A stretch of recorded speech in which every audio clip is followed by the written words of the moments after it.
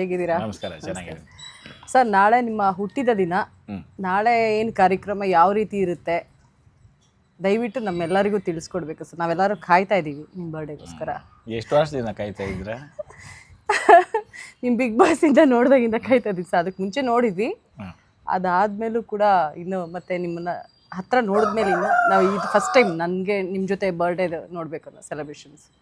ನಾನು ಸೆಲೆಬ್ರೇಷನ್ ಮಾಡೋದು ಬಿಟ್ಟು 2 ವರ್ಷ ಆಯಿತು. ಯಾಕೆ ಸರ್? ಅದು ಈ ಪ್ರಶ್ನೆ ಅವಾಗ ಕೇಳಿದರೆ ಮೋಸ್ಟ್ಲಿ ಅದಕ್ಕೊಂದು ಉತ್ತರ ಸಿಗ್ತಾ ಇತ್ತೇನೋ. 2 ವರ್ಷದಿಂದ ಇಲ್ಲ ಅಂತಂದಮೇಲೆ ಈ ವರ್ಷನೂ ಆಬ್ವಿಯಸ್ಲಿ ಇಲ್ಲ ಅಂತ ತಾನೆ. ಇಲ್ಲ, ನಮಗೆಲ್ಲರಿಗೂ ಬೇಜಾರು ಮಾಡಿಬಿಟ್ರಿ ಸರ್. ಏನು ಬೇಜಾರು ಏನಕ್ಕೆ, ಖುಷಿ ಏನಕ್ಕೆ? ಒಂದು ನಿಮಿಷ. ಹುಟ್ಟಿದ ಹಬ್ಬ ಅನ್ನೋದು ಎಲ್ಲರ ಜೀವನದಲ್ಲೂ ಬರ್ತಾ ಇರುತ್ತೆ. ಕೆಲವರು ಸತ್ತ ಮೇಲೂ ಮತ್ತೆ ಹುಟ್ತಾ ಇರ್ತಾರೆ. ಹೆಂಗೆ ಅಂತಂದರೆ ಅವ್ರು ಮಾಡಿರೋ ಕೆಲಸಗಳಿಂದ, ಕೆಲವು ಏನಂತಾರೆ ಸತ್ತ ಮೇಲೂ ಜೀವಿಸ್ತಾ ಇದ್ದಾರೆ ಅಂತಾರಲ್ಲ, ಆ ಥರ ಬದುಕಿರಬೇಕು. ಆ ಥರ ಬದುಕನ್ನ ಬದುಕಬೇಕು.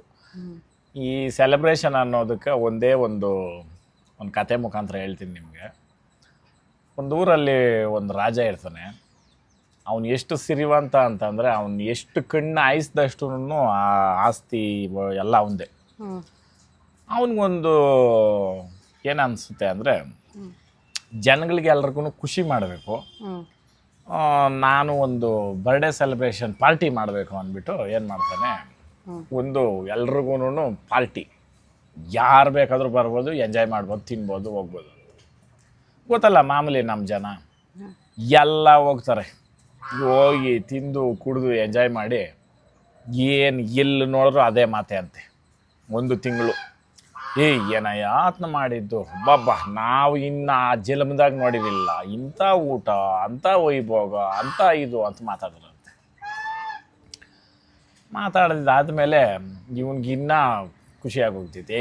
ಏನಪ್ಪ ನನ್ನ ಹೆಸರೇ ಹೇಳ್ತಾರೆ ಎಲ್ಲೋದ್ರೂ, ನಾನು ಮಾಡ್ದಂಗೆ ಎಲ್ಲಿ ಮಾಡಿಲ್ಲ ಅಂತಾರೆ.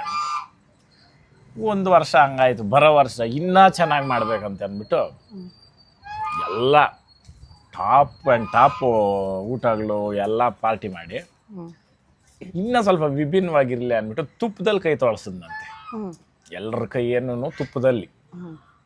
ಇನ್ನೂ ಮಾತು ಅವಾಗ ಕೇಳಬೇಕಾ, ಬಾಬಾ ಏನಯ್ಯ ಇಂಥ ವೈಭೋಗ, ನಾವು ಬಿಡಯ್ಯ ಸತ್ತೋದ್ರೇನು ಸಾಕು, ಇಷ್ಟೇ ಸಾಕು ಜನ್ಮ ಅಂದ್ರಂತೆ ಜನ. ಹಂಗಂದು ಒಂದು 15 ದಿನಕ್ಕೆ ಇನ್ನೊಂದು ಹತ್ರ ಎಲ್ಲೋ ಬೇರೆ ಒಂದು ಊಟಕ್ಕೆ ಹೋಗ್ತಾರೆ ಈ ಜನ. ಅಲ್ಲಿ ಹೋಗ್ಬಿಟ್ಟು ಹೇಳ್ತಾರಂತೆ, ಏನಯ್ಯ ಊಟ ಇದಲ್ಲೇನಯ್ಯ, ಮೊನ್ನೆ ತಿಂದ್ರಿ ಬೇದಿಗಳಾಗೋಯ್ತು, ತುಪ್ಪದಲ್ಲಿ ಕೈ ತೊಳಸಿದ್ದು ಅಂದ್ರಂತೆ. ಏನು ಅರ್ಥ ಆಯ್ತು ಇದರಿಂದ? ಏನು ಅಂತ ಇದ್ದೀರಾ? ಏನು ಅರ್ಥ ಆಯ್ತು ನೋಡಿ, ಜನಗಳಿಗೆ ಎಲ್ರಿಗೂ ಹೇಳ್ತಾ ಇರೋದು ಇದು. ನಾವು 4 ಜನನ ಖುಷಿ ಪಡಿಸ್ಬೇಕು ಅಂತ ನಾವು ಮಾಡೋ ಕೆಲಸ ಅದೆಲ್ಲೋ ಒಂದಲ್ಲ ಒಂದು ರೀತಿ ನಮ್ಮನ್ನು ನಾವೇ ಕಳ್ಕೊಂಡಿರ್ತೀವಿ. ಅದು ಅವಶ್ಯಕತೆನೇ ಇಲ್ಲ. ಅರ್ಥ ಮಾಡ್ರಿ, ಎಲ್ಲಾರನ್ನೂ ಮೆಚ್ಚಿಸ್ಬೇಕು, ಎಲ್ರಿಗೂ ಒಳ್ಳೇದಾಗಬೇಕು ಅಂತ ಮಾಡಿದ್ದು ಪಾರ್ಟಿ ಲಾಸ್ಟ್ ಎಲ್ಲೋ ಹೋಗಿ ಇನ್ನೊಂದು ಹತ್ರ ಹೋದಾಗ ಇದು ಹೋಯ್ತು ಅಲ್ವಾ? ಆ ಕಾರಣಕ್ಕೆ ಈ ಭೂಲೋಕದಲ್ಲಿ ಯಾರನ್ಯಾರೂ ಈ ಸಾಕು ಅಂತ ಅನ್ಸೋಕ್ಕಾಗಲ್ಲ. ಆಗತ್ತಾ? ಆ ಕಾರಣಕ್ಕೆ ಬದುಕಬೇಕು. ಎಷ್ಟು ಬದುಕಬೇಕು, ಹೆಂಗೆ ಬದುಕಬೇಕು, ದಾನನೇ ಮಾಡಬೇಕು. ದಾನ ಮಾಡಿಬಿಟ್ಟು ಕರ್ಣನೂ ಆಗೋಕ್ಕಾಗಲ್ಲ, ಧರ್ಮರಾಯನೂ ಆಗೋಕ್ಕಾಗಲ್ಲ. ಯಾಕಂತಂದರೆ ಅವೆಲ್ಲನೂ ಈ ಕಾಲದಲ್ಲಿ ಹೆಂಗಾಗೋಯ್ತಿತ್ತು ಅಂತಂದರೆ, ಕೊಟ್ಟವನು ಕೋಡಂಗಿ ತಗೊಂಡವನು ನೀರ್ಭದ್ರ ಅಂತ. ಆ ಕಾರಣಕ್ಕೆ ಒಂದು ಸಡಗರ ಸಂಭ್ರಮ ಅನ್ನೋದು ಮನ್ಸಿಗೆ ಬಂದು ಮಾಡಿದ್ರೆ ಸಂಭ್ರಮ. ಅದು ಹೇಳಿ ಮಾಡಿಸಿದ್ರೆ ಅದು ಯಾವುದೇ ಕಾರಣಕ್ಕೂ ಸಂಭ್ರಮನೂ ಆಗಲ್ಲ, ಅದರಲ್ಲಿ ಖುಷಿನೂ ಇರಲ್ಲ. ಆ ಕಾರಣಕ್ಕೆ ನಾನು ಕಂಡ ಜೀವನ, ನಾನು ಅನುಭವಿಸಿರೋ ಜೀವನ ಸಿಂಪಲಾಗಿ ಹೇಳ್ತೀನಿ ಕೇಳ್ರಿ. ಏನು ಬೇಕೋ ಅದು ತಗೊಳ್ಬೋದು, ಹೆಂಗೆ ಬೇಕೋ ಬದುಕ್ಬೋದು ಅನ್ನೋಷ್ಟು ಭಗವಂತನ ಕೊಟ್ಟವನ್ನೇ.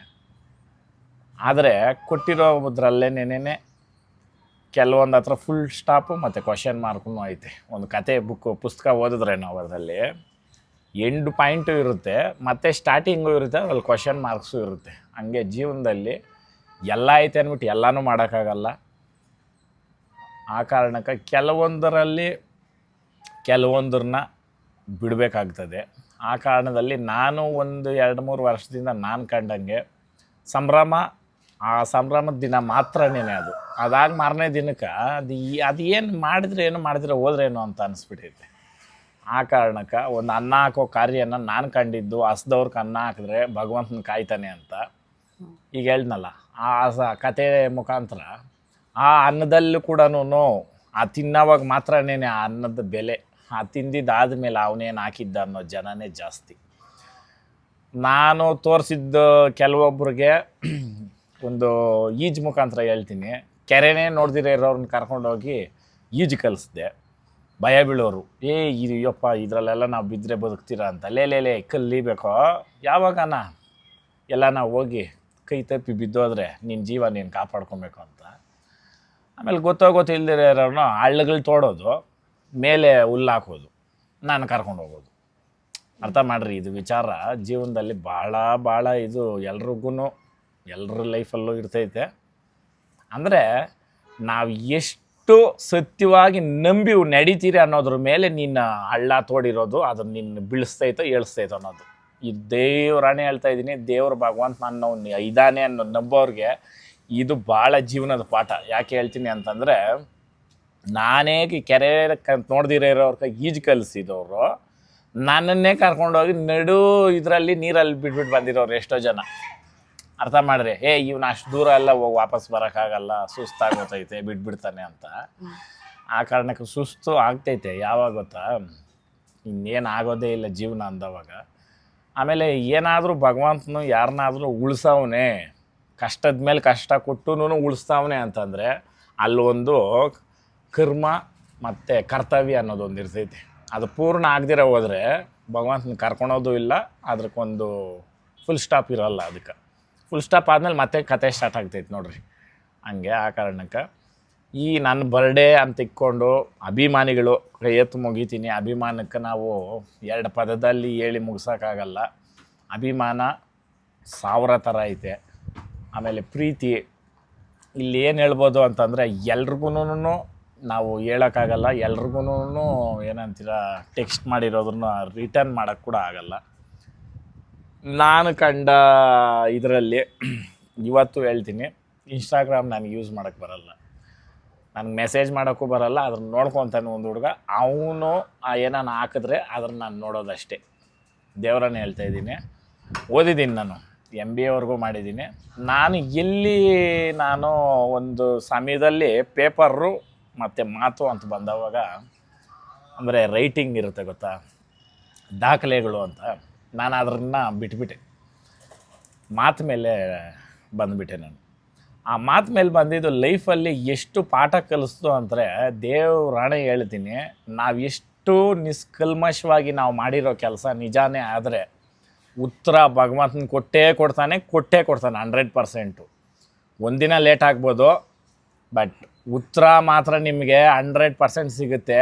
ಉದಾಹರಣೆ ನಾನೇ, ನನ್ನ ಜೊತೆನೇ ಇದ್ದುಕೊಂಡು, ನನ್ನ ಏಳಿಗೆನೇ ಬಯಸ್ದಂಗೆ ಇದ್ದುಕೊಂಡು, ನಾನು ಗೆಲ್ಲಬೇಕು ಅಂತ ಹೇಳ್ಕೊಂಡು, ನನ್ನ ಅವರು ತುಳಿದಿದ್ದ ರೀತಿ, ನನ್ನನ್ನು ಮೂಲೆ ಗುಂಪು ಮಾಡಬೇಕು, ಏನಕ್ಕೂ ಅದು ಹೇಳೋಕ್ಕೆ ಅಸಾಧ್ಯ ಅಂಥ ಕೆಲಸ ಮಾಡಿದವಾಗ ನಾನು ಒಂದೇನೇ ಭಗವಂತನ ನಾನು ಒಂದೇ ಕೇಳ್ಕೊಂಡಿದ್ದು, ನಾನು ಇಷ್ಟು ದಿನ ಅವ್ರ ಜೊತೆ ಇದ್ದೆ, ಅವ್ರ ಜೊತೆ ಬಿಟ್ಟೆ, ನಾನು ನಿನ್ನನ್ನು ಇಷ್ಟು ಭಗವಂತ ಅಂತ ನಾನು ನಿನ್ನ ನಂಬಿ ನಾನು ನಿನ್ನನ್ನಿಂಕ ನಾನು ಇರೋದು. ಇದೆಲ್ಲ ಮಾಡಿಸ್ದೆಲ್ಲ ಏನು ಕಾರಣಕ್ಕೆ ಅಂದಾಗ ಅಲ್ಲೆಲ್ಲೋ ನನಗೊಂದು ಅನಿಸ್ತಾ ಇತ್ತು, ಇದ್ರಕ್ಕೆ ಉತ್ತರ ಸಿಗ್ತೈತೆ ಅಂತ. ಉತ್ತರ ಕೊಟ್ಟ ಭಗವಂತನ. ಎಷ್ಟು ನೀಟಾಗಿ ಕೊಟ್ಟವನೇ ಅಂತಂದರೆ, ನಾನು ಯಾವತ್ತೂ ಕಂಪೇರೇ ಮಾಡ್ಕೊಳಲ್ಲ. ನೀವು ಅಷ್ಟೇ, ನಿಮ್ಮ ಜೀವನ ಕಂಪೇರಿಸನ್ ಮಾಡೋಕ್ಕೆ ಹೋಗ್ಬೇಡ್ರಿ ಒಬ್ಬರ ಜೊತೆನಲ್ಲಿ ಇದ್ಕೊಂಡು. ಅಂದರೆ ಒಬ್ರಿಗೆ ಕಂಪೇರ್ ಮಾಡೋದು ಬಿಟ್ಬಿಡ್ಬೇಕು. ಯಾಕಂತಂದರೆ ಕಂಪ್ಯಾರಿಸನ್ ಮಾಡೋಕ್ಕೆ ಹೋದವಾಗಲೇ ನಮ್ಮ ಬೆಲೆನ, ನಮ್ಮ ತೂಕನ ನಾವು ಕಳ್ಕೊಳೋದು. ಯಾಕಂತಂದರೆ ಸೈಕಲಲ್ಲಿ ಹೋಗ್ಬೇಕಾದ್ರೆ ಸೈಕಲ್ಲೇ ದೊಡ್ಡದಾಗ್ತದೆ, ಅರ್ಥ ಮಾಡಬೇಕು. ಯಾಕಂದರೆ ನಡ್ಕೊಂಡು ಓಡಾಡೋನ್ಗೆ ಅದು ಕೂಡ ಗತಿ ಇರಲ್ಲ. ನಡ್ಕೊಂಡು ಓಡಾಡೋನ್ಗೆ ಚಿಪ್ಲಿಗಳೆಲ್ಲ ಇರ್ತೈತೆ, ಇನ್ನೊಬ್ಬನಿಗೆ ಅದು ಇರಲ್ಲ. ಅಟ್ಲೀಸ್ಟ್ ಅವ್ನ ಕೈಕಾಲಾದರೂ ಕೊಟ್ಟಿರ್ತಾನೆ ಭಗವಂತನು, ಇನ್ನೊಬ್ಬನ ಕೈಕಾಲು ಕೂಡ ಇರಲ್ಲ. ಅಟ್ಲೀಸ್ಟ್ ಇನ್ನೊಬ್ಬನ ಕೈಕಾಲು ಇಲ್ಲ, ಮಾತಾಡೋಕ್ಕಾದ್ರೂ ಕೊಟ್ಟರೆ ಇನ್ನೊಬ್ಬನಿಗೆ ಭಯ ಇರಲ್ಲ. ಅರ್ಥ ಮಾಡಬೇಕು ವಿಚಾರ ಇದು. ಜೀವನ ಏನು ಕಲಿಸಿದ್ದು ನಮಕ ಅಂತ. BMW, ಬೆನ್ಸು, ಆಡಿ, ಲ್ಯಾಂಬೋರ್ಗಿನಿನಲ್ಲಿ ಓಡಾಡ್ಬಿಟ್ಟಿದ ತಕ್ಷಣ ಪ್ರಪಂಚನೆಲ್ಲ ನಾವು ನೋಡಿಬಿಟ್ಟಿದ್ದೀರಿ ಅನ್ನೋದೇನಲ್ಲ, ಹೌದಾ? ಹಂಗಂತ ಅಂದ್ಬಿಟ್ಟು ಎಲ್ಲ ಇದ್ದು ಸುಮ್ಮನೆ ಕೂತ್ಕೊಂಡ್ಬಿಟ್ಟಿದ್ದೀರ ಅಂದ್ರೆ ದಡ್ರ ಅಂತ ಕೂಡ ತಿಳ್ಕೊಳೋದು ಭಾಳ ತಪ್ಪಾಗ್ತದೆ. ಯಾಕಂತಂದರೆ ಚಿನ್ನ ಹೊನ್ನು ರತ್ನ ಎಲ್ಲ ಈ ಭೂತಾಯಿನಿ ಕಡೆ ಬಂದಿರೋದು. ಇದನ್ನ ಇಲ್ಲೇ ಬಿಟ್ಬಿಟ್ಟು ಹೋಗ್ಬೇಕು. ಈ ಭೂತಾಯಿನ ಎಷ್ಟು ಜನ ಆಳ್ಬಿಟ್ಟು ಹೋಗಿರೋದು. ನಾನು ನಂದೇ ಅಂತ ರಕ್ತಗಳು ಸುರಿಸವ್ರೆ, ಪ್ರಾಣಗಳು ಹರಿಸವ್ರೆ. ಇವತ್ತು ಅವರ ಸಿಂಪಲಾಗಿ ಹೇಳ್ತೀನಿ ಕೇಳ್ರಿ. ರಾಜ ಮಹಾರಾಜರು ಬಂಗ್ಲಾಗಳು ಕಟ್ಟಿದ್ರು, ಅರಮನೆಗಳು ಕಟ್ಟಿದ್ರು, ಎಷ್ಟು ದಿನ ಮಾಡಿದ್ರು ಸಂಸಾರ ಅದ್ರೊಳಗೆ. ಇವತ್ತು ಮ್ಯೂಸಿಯಮ್ಗಳಾಗೋಯ್ತವು. ನಿಜಾನಾ? ಒಂದು ಕಾಲದಲ್ಲಿ ಪ್ರವೇಶ ಇಲ್ಲ ಅದ್ರ ಒಳಗಡೆ ಹೋಗ್ಬೇಕಂದ್ರೆ ಎಷ್ಟೋ ಕಾನೂನು ಅವನ ಕಾಲದಾಗ. ಇವತ್ತು ಸಾರ್ವಜನಿಕರ ಸತ್ತು. ಅರ್ಥ ಮಾಡಬೇಕು ವಿಚಾರನ. ಆ ಕಾರಣಕ್ಕೆ ನಾನು ಲೇಟಾಗೆ ಹೇಳೋದು ಕೆಲವೊಂದು ಮಾತುಗಳ ಸಂದರ್ಭದಲ್ಲಿ ತುಂಬ ನಿಧಾನವಾಗಿ ಹೇಳ್ತೀನಿ. ನಿಧಾನವಾಗಿ ಅಂತಂದರೆ ಯೋಚನೆ ಮಾಡಿ ಹೇಳಲ್ಲ, ಆ ಟೈಮ್ ಬಿಟ್ಟು ನಾನು ಹೇಳ್ತೀನಿ. ವಿಚಾರ ಏನಂತಂದರೆ 1 ಗಂಟೆನಲ್ಲಿ ಏನು ಬೇಕಾದ್ರೂ ನಡಿಬೋದು. ಒಂದು ಮನುಷ್ಯನ ಏಳಿಗೆ ಬೀಳು ಕೂಡ ಅಷ್ಟೇನೆ. ಆ ಕಾರಣಕ್ಕೆ ನಾವು ನಂಬಿರೋ ನಂಬಿಕೆ ಒಂದೇ ಒಂದು ಹೇಳ್ತೀನಿ ಕೇಳ್ರಿ. ಕಳ್ಳನ ನಂಬ್ರಿ, ಕೊಲೆಗಾರನ ನಂಬ್ರಿ. ನಂಬಿಕೆ ಅನ್ನೋ ಪದ ಐತಲ್ಲ, ಅದಕ್ಕೆ ಅರ್ಥ ಯಾವಾಗ ಸಿಕ್ಕೋದು ಅಂದ್ರೆ ಆ ನಂಬಿರೋ ನಂಬಿಕೆ ನೇರವಾಗಿರಬೇಕು. ಡೌಟ್ ಇದ್ದು ಅವ್ನ ಹಿಂದೆ ಹೋದೆ ಅಂತಂದ್ರೆ ನೀನು ಸಾಯೋದು ಗ್ಯಾರಂಟಿ. ಏನೋ ನಂಬಿಬಿಟ್ಟು ಪ್ರಾಣನೇ ಓತೈತೆ ಅಂತ ನೀನು ಗೊತ್ತಾಗೋತಿಲ್ಲ. ನಂಬಿದೀಯಾ, ನಂಬಿಟ್ಟು ಹೋಗಿದ್ದೀಯಾ, ಭಗವಂತನೇ ನೀನು ಕಾಯ್ತಾನೆ. ಇಷ್ಟೇ ಇರೋದು ಉತ್ತರ. ನಂಬಿಕೆನಲ್ಲಿ ಇದಿರಬಾರ್ದು. ಅದಕ್ಕೆ ಹೇಳೋದು, ನಂಬಿಕೆ ದ್ರೋಹ ಮಾಡಿದವನು ಪ್ರಪಂಚದಲ್ಲೇ ಅಲ್ಲ ಎಲ್ಲಿನೂ ಉದ್ಧಾರಕ್ಕಾಗಿರೋದು ಇತಿಹಾಸದಲ್ಲಿ ಇಲ್ಲ. ಆಯ್ತಾ? ಎಲ್ಲಾದ್ರೂ ನಂಬಿಸಿ ಮೋಸ ಹೋಗಿರೋನು ಇತಿಹಾಸ ಪುಟದಲ್ಲಿ ದಾಖಲೆನಲ್ಲಿ ಅವನೇ ಇರೋದು. ಆ ಕಾರಣಕ್ಕೆ ನೊಂದಿಸಿ ನೋವು ಕೊಟ್ಟು, ಆಮೇಲೆ ಇನ್ನೊಂದು ಹೇಳ್ತೀನಿ ಕೇಳ್ರಿ.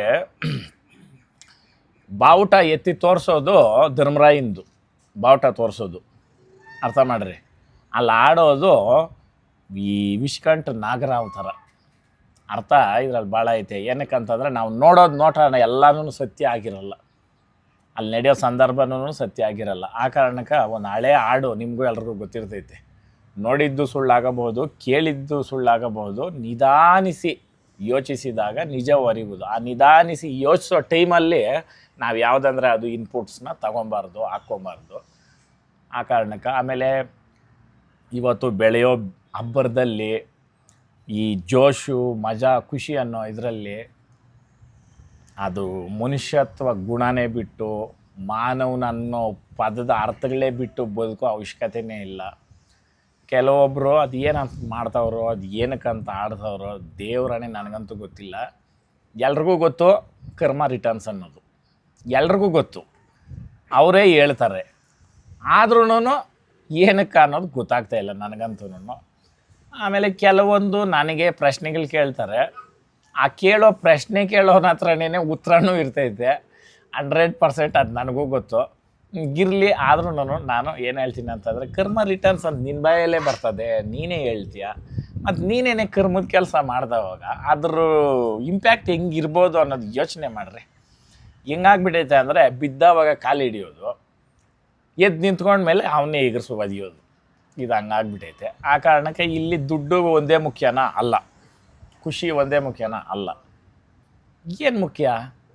ಹೋಗ್ಲಿ, ಆಯುಸ್ ಕೊಟ್ಟವನ ಭಗವಂತನು. ಇಷ್ಟೆಲ್ಲ ಮಾಡೋದು ಕೊಟ್ಬಿಟ್ಟು ಆಯುಸ್ ಕೊಟ್ಟವನ. ಯಾ ಟೈಮೋ ಏನೋ ನೀರಿನ ಮೇಲೆ ಗುಳ್ಳೆ, ಡಮ್ ಅಂದರೆ ಡಮಾರ್. ಹೌದಾ?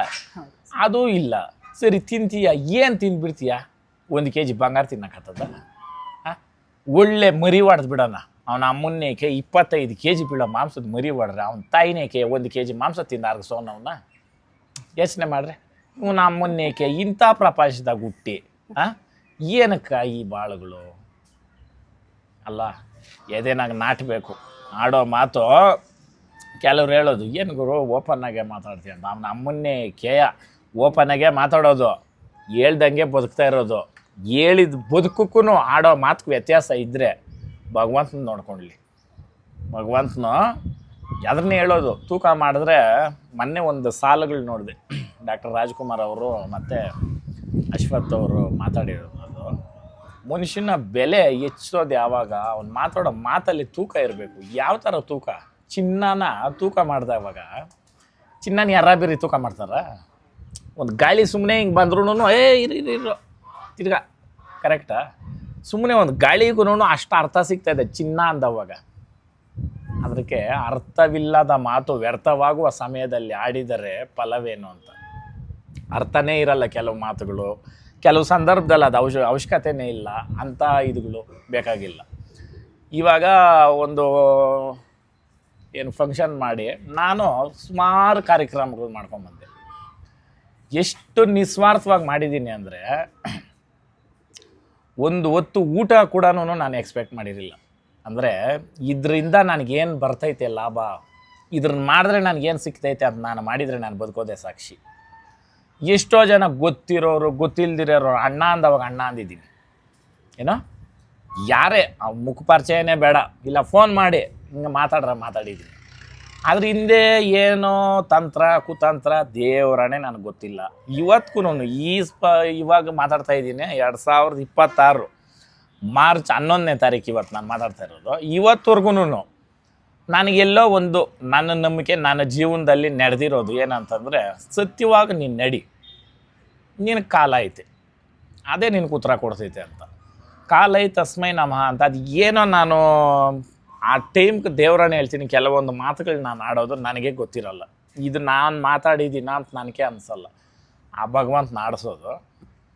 ಅದು ಎಷ್ಟು ಅರ್ಥ ಐತೆ ಅಂತಂದರೆ, ಕಾಲನೇ ಆ ಸಮಯಕ್ಕೆ ತಕ್ಕಾದ ಉತ್ತರ ಕೊಡೋದು 100% ತಾನೇ ಇದು.